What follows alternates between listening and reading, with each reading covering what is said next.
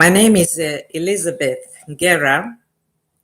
I am a professional certified life coach, and I am presenting to you uh, topics dealing with self identity, empowerment, self empowerment, and also dealing with intelligence, intellectual intelligence. Sorry. So I've been counseling for a long time, starting from 70s, 80s, 90s, even up to now.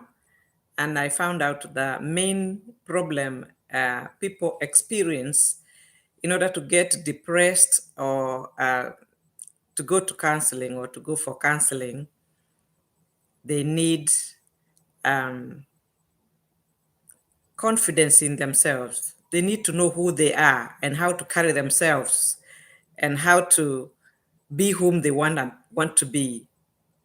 So that's what led me to these topics.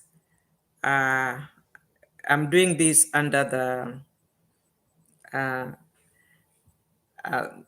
consultancy called Self Transforming Consultancy, of which I'm the director. I am speaking from US, but I'm Kenyan by birth, and I love my people, and especially students or young people. I've been with young people for a long time. I've been a teacher for a long time. I've been going into schools trying to empower the young people, and it was very effective. And I thought I would come up with something like this. I've been talking to so many people, and they've been encouraging me, telling me, why don't you come up with something that what you are telling us in private, everybody will be able to hear about it and know you more. And also they may seek your help in groups or something like this. I also do group coaching in areas of self-identity and other areas. So you're welcome. So we're going to talk very briefly today. I have another video, an earlier video, although it was not very explicitly presented, but at least it has the material. So our topic today is about who am I? So many people struggle wondering who am I? But this is a very deep topic, and it has a lot of factors that guides it. So to start with, there are three dimensions or three elements that guides the question, who am I?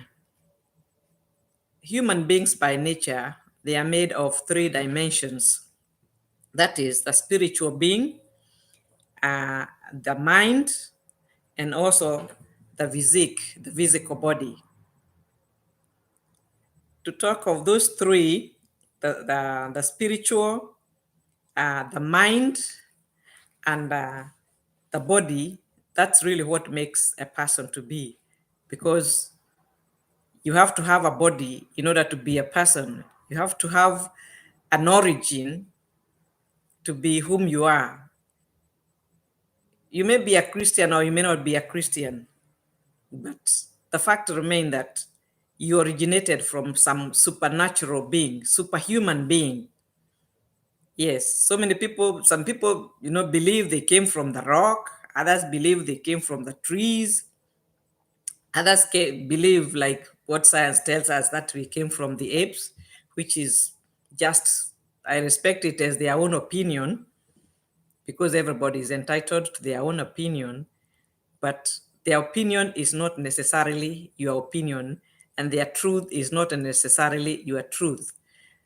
The truth here remains that we have originated, or we have been created from some superior being, and that is God. We have been created from God. So we have the component of God in our mind, in our heart, in our whole being. And that's why when we believe, most of the people or all people believe in a life after, because it is the life, that spiritual being that separates from the physical being when we die. And we believe that the physical being goes down or dies, but the spiritual being continue to live in one form or the other. So that is what we are talking about, the inner being. I mean, the spiritual being. And it is also the inner being that makes you to be the you that you are. When you die, nothing really goes, your teeth are not cut, or your eyes, or your hands. Everything is intact. But the thing is, something is missing. What is that is missing? It is that spiritual being that has separated from the body and has left the body. So the body is no more functional because one component is not there. So the three components, the spiritual being, the mind, and the body have to be present for somebody to be whole. Yeah. And the inner being, the inner soul, seeks that superpower. It seeks that superpower inside it. And even those people who are not religious, they still have some kind of longing in the inside for that superpower, that superior power. And sometimes they look onto heroes, people who have done great things, maybe great basketballers, or great performers, musicians, or whatever performance they are doing. And they kind of, they want to imitate them, they kind of adore them. And then there is hero worship. Yeah, you worship these people, like, I would want to be so and so is my hero, and you feel like he's everything to you. It is, it's interesting because some of these people we look up to, they are heroes, they are my hero, I want to be like so and so. They don't even know you. Fortunately, God is the superpower, and he knows you and he cares about you. So it makes all the difference. So you know where you are, you know where you stand. I am not here to tell you what, but the thing is, there is a super being behind your life, and that contributes to you, to your life, to the person that you are. Who am I? And then I'm just running over it because I may have to come back to it, in details. Then we have the mind. Yes, you have the mind, the intellect, you have your gifts, you have the knowledge, you have the initiatives, the talents, the emotions. You cannot be a human without all those things. You have to have them. Like emotions, you can't be emotionless. You know, you don't feel good, you don't feel bad, you don't feel happy, you don't feel sad. You may be a thing, not a person, because generally human beings, that's what we are. We have feelings, yes. And we also have intellect. We think, we have gifts, we practice our gifts. We seek knowledge. That's why we go to school. We want to hear other people's opinion. Even when we listen to, YouTube or Facebook or whatever, we want to hear other people's opinion. We want to improve on our intellect, on our opinion, on our talents. You have a talent, but still you want to improve that talent. We have so many gifts in us. You'll be surprised when people come together, like America. That's why America is very rich in ideas, because there are so many people from different originality, different cultures, different races, different talents and gifts. And when all of them come and practice them, then you get the superpower. Yes. And then we have the physique, the body. You cannot be a human being. If you put the brain there and the soul there, it cannot be a human being. So you have to have the physical part of you, the human person. That's why you are called you, because you can talk, you can walk, you can think, you can be seen as a human being. So no matter how sometimes some people are deformed, we still recognize them. They are human beings. Yes, because they have these components and we respect them despite what, their deformity or whatever they are. So it's good to respect them because they have that human person. Now, these three dimensions, they depend on two main factors: the mind, the spiritual being, and the soul, which is the mind, and the body, that is the spirit, the mind, and the body. They depend on two factors for you to be whom you are. They depend on the inherent part of you. Yes, the inherent factor. You have inherited something from your parents. Yes, you are a sibling of somebody or some inheritance. You have inherited something from your parents. And those things that you have inherited from your parents, they contribute also to the person you are. Who are you? You are who you are because of something that you inherited from your parents. Sometimes it is the race. No matter where you go, you will still be an Indian. You will still be an African. You will still be a Chinese because you have those, you have those factors that you have inherited from your parents.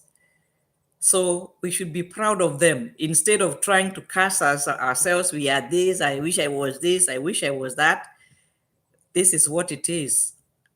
By inheritance or by the inherent part of it, you are born by paternity or maternity. You are born one race or the other, or you are born to be one color or the other, or your hair is a kinky hair. If you are an African, even if they came here, the African American came here and lived for a long time, they still retain their genetic factors.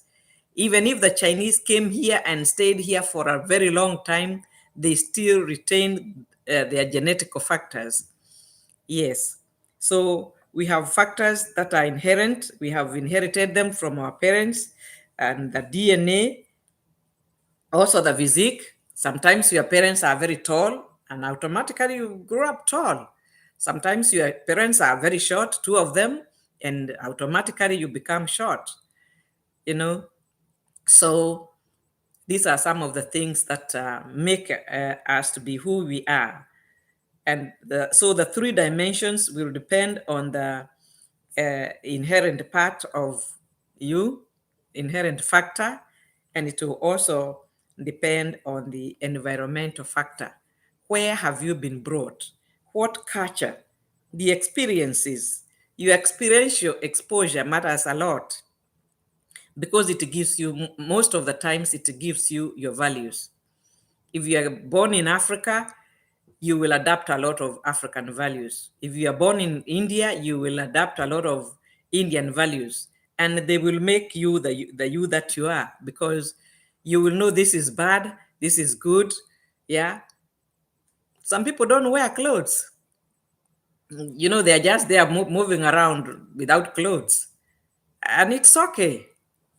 But here, if you move without clothes, within a few steps, everybody will be looking at you and wondering, are you crazy? And with the time, you may be caught up by the police. Yeah. And if somebody, I think you saw this film or this movie about this man who had come from Karahari, and the gods must, they used to call it the gods must be crazy. He was just moving when he was taken to China. He was just moving around naked, and people were wondering, who is this? What's wrong with him? And he would also ask you, what's wrong with you? Because he doesn't see anything wrong with himself. This is the experiential exposure that he had. Wearing clothes is not part of his life, but for us, wearing clothes is our daily life, day in, day out. You dare not even get out of your room, without a cover on yourself, because that is the value that we have acquired from our experiential exposure. So, and then it means our values will lead us to our characters and to our behaviors, and also it will go to emotions. So these things are very related to each other. So we have a lot to talk about this. I've just, broken them down about who are you. Yeah, you have the spiritual. I'm just summarizing. You have the spiritual part of you.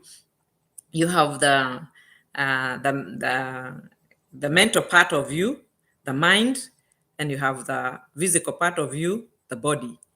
And these three things depend, or they are influenced by, your paternity, your maternity, how you are born, what you have inherited from your parents, and also it is dictated by the environmental factors that you have gone through, or your experiential exposure. So what you have been exposed to matters a lot, and in your personal being. So I hope we meet next time, and then we talk more. We are just starting. There is too much to talk, and there is too much to think, and there is too much to ask, and we will have time for that. God bless. I'll see you next time. This is Elizabeth Ngera. God bless you. Thank you.